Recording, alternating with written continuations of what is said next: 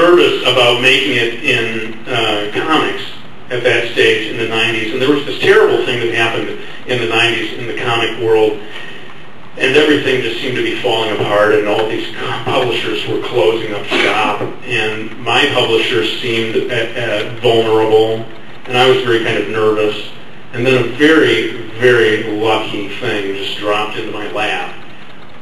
Entertainment Weekly decided to do a little blurb on my Akiko comic book series in their magazine. Back then they called it the It List. Anybody here read Entertainment Weekly? Does anyone ever read that magazine? Okay, great. They had this thing called the It List, and it was kind of a cool thing because they would choose famous people like Madonna, you know, and I think Cameron Diaz was the cover girl for the issue that I got in. But then they also were like helping out little obscure loser dudes like me and said, hey, let's throw this guy a little, you know, a little chunk of text and a photo, see if we can nurture his career a little bit. You know, it really was pretty sweet of them to do that. So they got me in there, and, you know, everybody all across America said, Mark who? What is this guy doing in Entertainment Weekly? Man. But fortunately, one of the people who saw that worked for Random House Children's Books, and they thought, hey, this could be turned into a series of chapter books.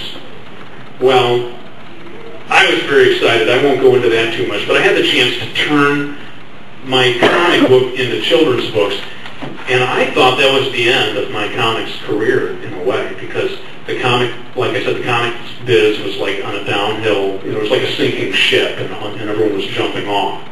So I was like, okay, now I do chapter books, that's who I am. And so I started doing all these chapter books. Well, the years went by, and suddenly comics started getting popular. Young people started reading, not comics generally, it was manga. Manga started to really take off. Yes! Finally, the world woke up, you know, and said, hey, now here's some comics that are not about men in tights. Here's comics, you know, there are love stories, there are fantasy stories. I don't know if they don't publish them in America, but they're like cooking stories in Japan. If you go to Japan, you'll find manga about cooking. You'll find manga about golf. Have you seen these things? You know, every sport. Yeah, tennis manga. Mind-blowing. So, it turned around, and here I was with the opportunity to do a manga. And by that time, I had finally found an agent. I won't go into that too much unless somebody wants me to. But I have, my agent said in New York City, it's like, Mark, I'll do sort of cheesy New York accent. Mark, I got to tell you, this manga thing, oh my God. You have just, you know, your next project has got to be manga. No, she didn't say that. I'm just joking. But I went to my Barnes & Noble. I had this idea. It was actually at Borders. I went to the store, and I had this idea for a love story. But I couldn't get excited about it, about really doing it. And then I went and I saw the, you know, shelf after shelf of manga books. And I thought, that's it. I'll have it, this story, this love story set in Japan. And I could turn the whole thing into sort of my manga, my first attempt to do a real manga project. And this was about 4 years ago. That's when I really started just schooling myself, you know. And I went in, don't tell the people at Borders, because I didn't buy these books. I just went in and I took the books off the shelf and I was like copying and making studies, you know. Hang on just a second, because I'll show you. I'm still doing this. Yeah, still going to Borders without buying them. I bought some of them. Sure. That's oh yeah, there you go. Libraries. And yeah, nice. The libraries have the manga section too now. But this is like a study. I don't know if you can see in the back, but it's and I am preparing for my next project. My next manga project by doing studies like this, they call them, where you copy. You don't try to pass it off as your own work. No, of course not. I'm copying the work of the Edward Elric from Full Metal Alchemist. I'm just totally losing my mind up here. But anyway, this is the kind of thing that I was doing back then, and I wonder if I have any other stuff like that.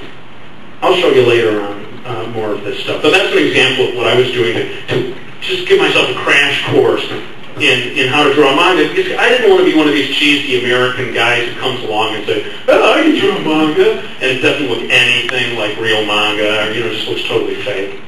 But I did have the idea at that stage that I didn't want to try to fool anybody, and I wasn't going to have it read from, right to left, and try to do like, hey, this was, or change my name to Kurosawa, or try to trick people into thinking that I was Japanese. I thought, no, Mark, you'll never pull that off. Try, to whatever degree you can, to do authentic looking faces and so forth, but sort of blend it with your own style. And you can look over here and you can see, like the eyes, hopefully, are pretty close to authentic manga. But the shape of the head and the chin, the Jigunga, humongous chin that I gave, what was I thinking when I gave him that chin? But I decided to do this sort of weird hybrid of manga style with my own style. Anyway, we pitched the project, and I know I promised that I wasn't going to give you my whole life story, but I've gone and done it, haven't I? You like it? Well, I got to tell you, because I should have said this right at the beginning, it is such a thrill for me to be here standing in front of people who are really into manga and anime, because I've never had this opportunity before. Thanks so much for having me here, David. I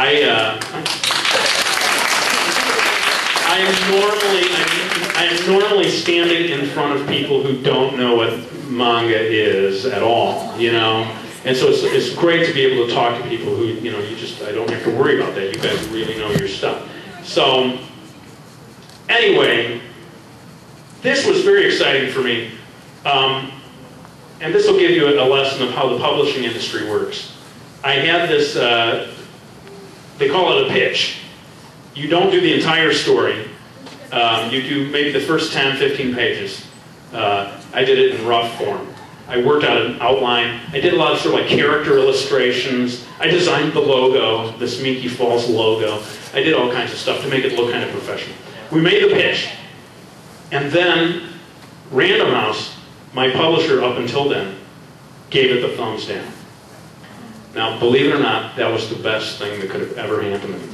Because what that meant is my agent could now say, all right, you had your chance. Now we're going to show it to other publishers. And I kind of kept my fingers crossed. I was like, boy, I hope somebody wants it. Well, she showed it to 8 other publishers. 5 of them wanted it. And I was like, yes. And there was this unbelievable morning about 3 years ago when I just sat there and checked my email as my agent kept feeding me the offers, the 5 different offers that we got for Minky Falls. And yeah, next to getting married and my kids being born, that morning was just unbelievably exciting because the person who wanted it most was a woman by the name of Susan Rich. And you may not know, she'll be married. No. You might not know her name, but I bet you know, I hope you know, the series of books that she edited, a series of books that had an awful lot of unfortunate events. She was the editor, is the editor of Lemony Snicket. And so here was Susan Rich, who, normally people who are that high on the ladder, they say, well, we'll do this one, but get one of my underlings, the editors, down the totem pole. She'll take care of it. And I'll just peek in every once in a while and make sure they're not screwing it up. Well, Susan Rich said, no, I want to personally edit this project myself. I was like, wow. It pinched me, Lemony Snicket's editor wants to edit my book, and so it all went from there. And that's where we are today, basically. I'll stop giving you the endless story of my life